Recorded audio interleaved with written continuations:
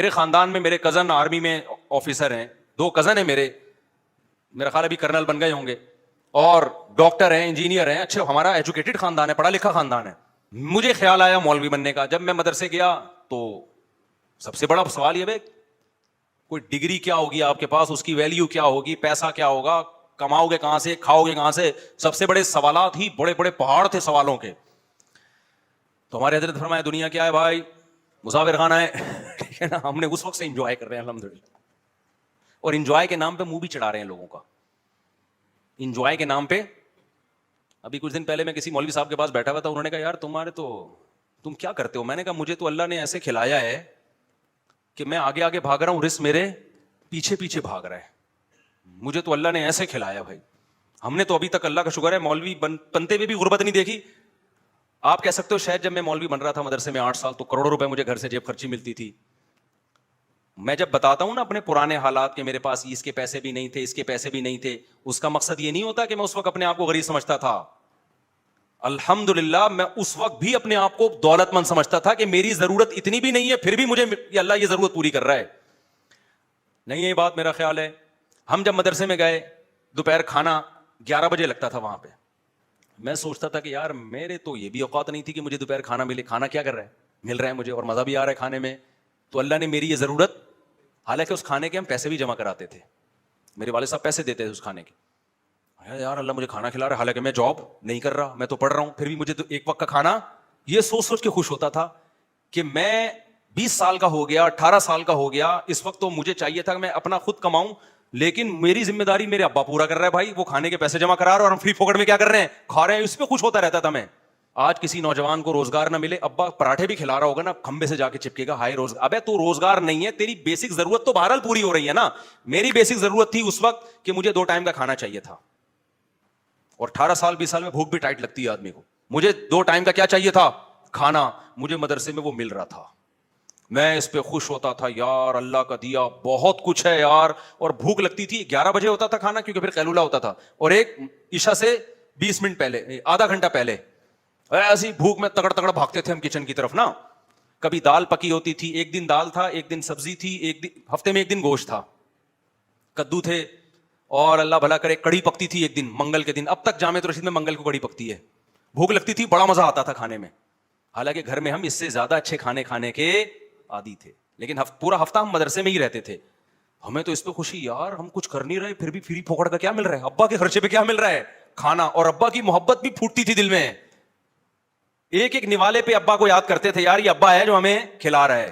آج ابا خدا کی قسم بچوں کی تعلیم پہ لاکھوں روپے خرچ کر رہا ہے, اور بیٹا باپ کو باپ ماننے کے لیے تیار نہیں ہے, پھر بھی ناشکری کرتا ہے, ابا تو نے میرے لیے یہ کیا, تو نے میرے لیے کیا کیا.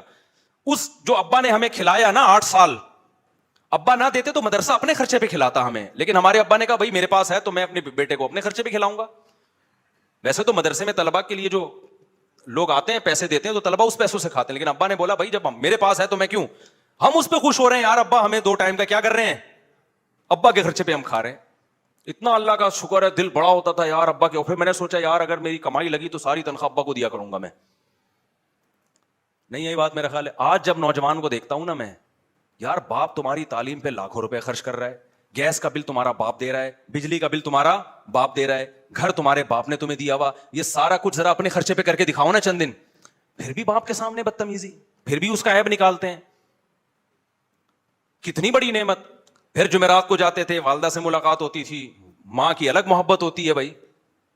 ہم تو اس میں یار اللہ نے اتنی نعمتیں, فیوچر کیا ہے, کچھ بھی نہیں ہے. لوگ پوچھتے تھے مستقبل, ہمیں کہا مستقبل کیا, میں تو حال دیکھنا ہے بھائی. کھا رہے ہیں منڈ کے, دوپہر بھی منڈ کے پھوڑتے ہیں.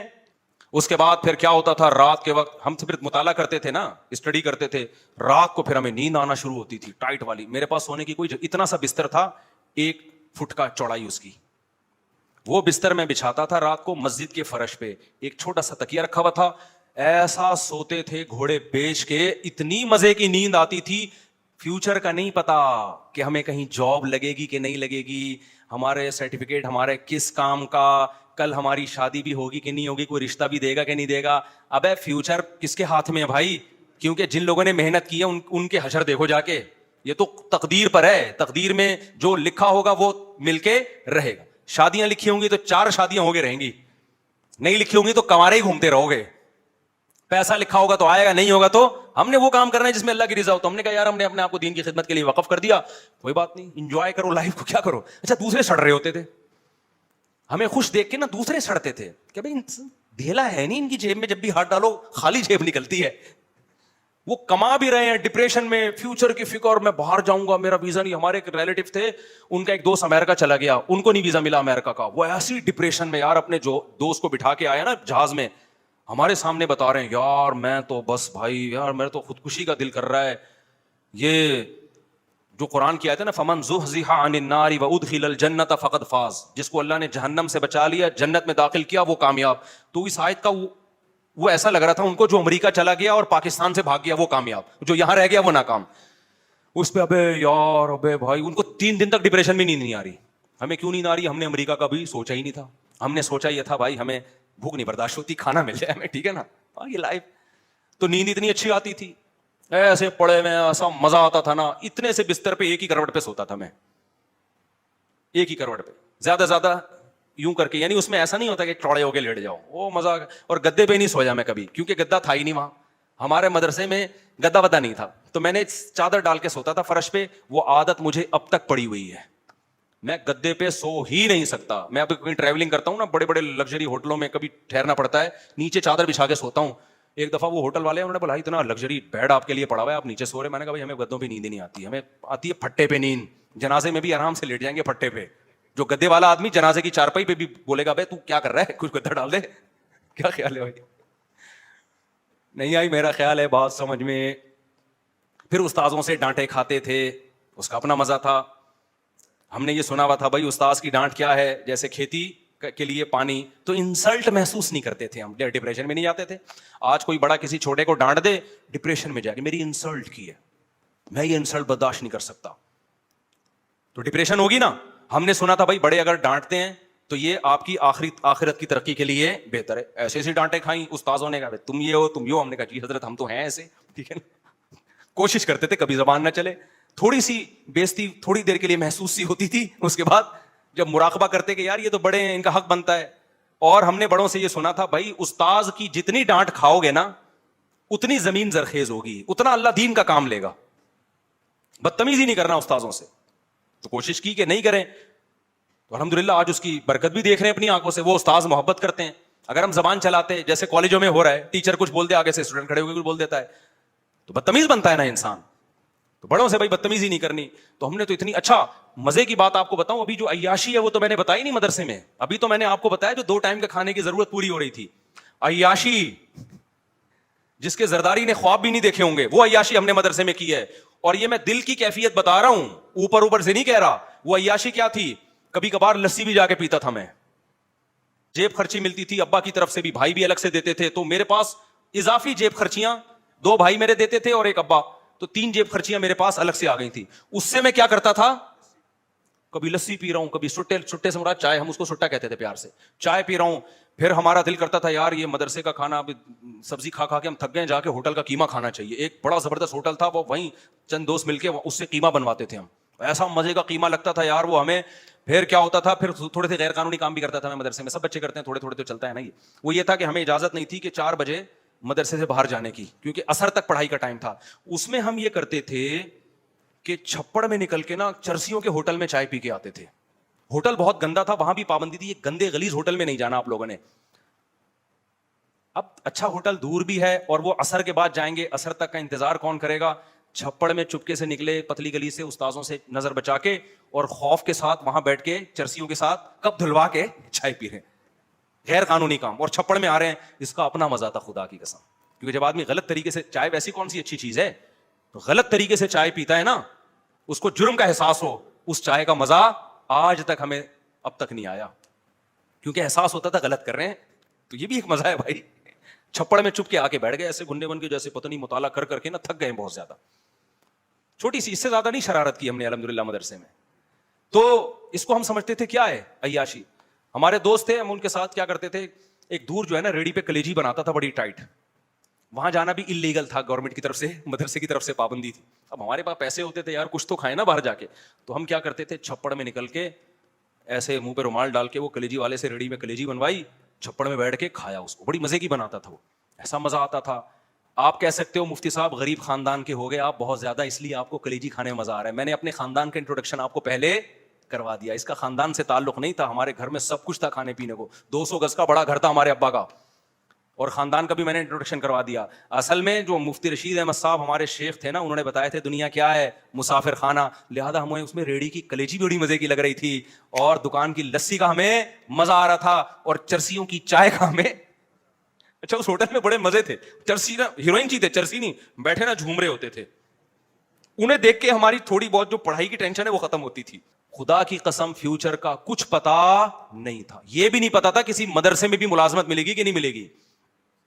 کیوں؟ ہمارے حضرت نے بتا دیا دنیا کیا ہے, مسافر خانہ. اور پھر جو حضرت کہہ رہے تھے ہم اپنی آنکھوں سے دیکھ بھی رہے تھے. حضرت کے پاس نوٹوں کی گڈیاں آتی اتنی بڑی بڑی, زمینوں سے پیداوار آتی. حضرت فرماتے ساری صدقہ, ساری کیا ہے, صدقہ.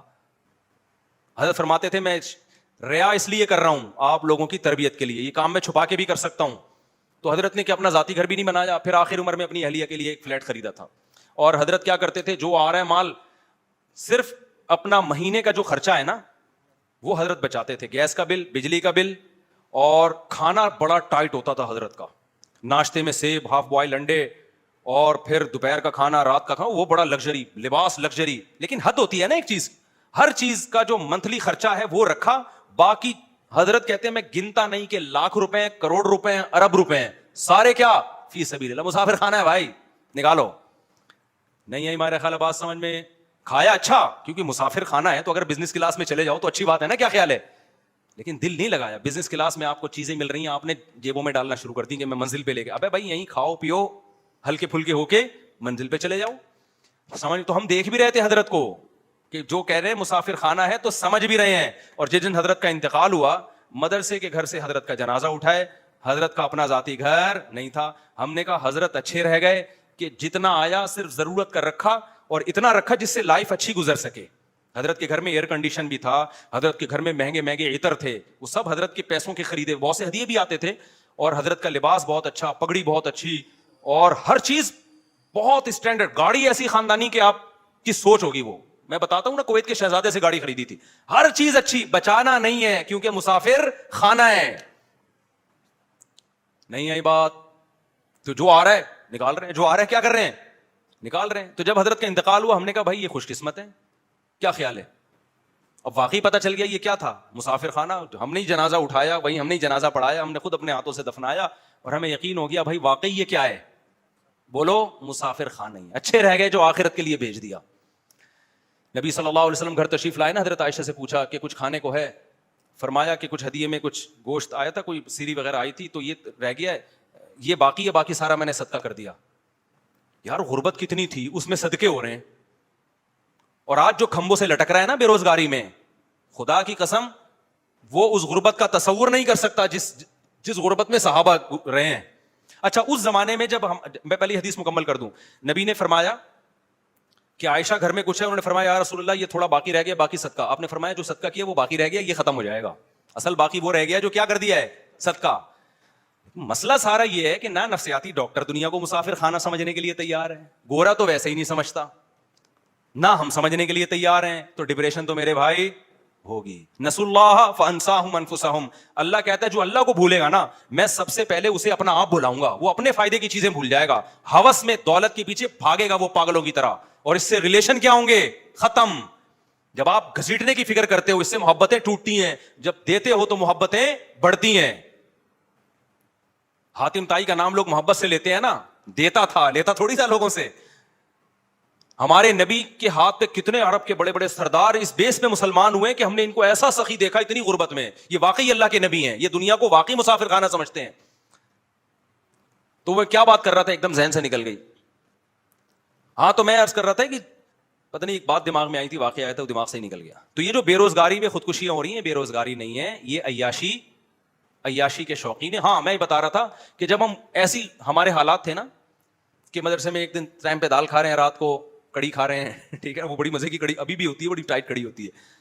تو اس وقت مالدار لوگ مجھ سے آ کے پوچھتے تھے کہ حضرت پیسوں کی بڑی ٹینشن ہے, ڈپریشن میں جا رہا ہوں, بے روزگاری ہے. میں ان سے پوچھتا تھا کہ آپ کتنا کما لیتے ہو مہینے کا, کہتے ہیں اتنا کماتا ہوں. میں نے کہا جس سے ٹینشن کا علاج لینے کے لیے آئے ہو نا, وہ اس کا خواب میں بھی تصور نہیں کر سکتا.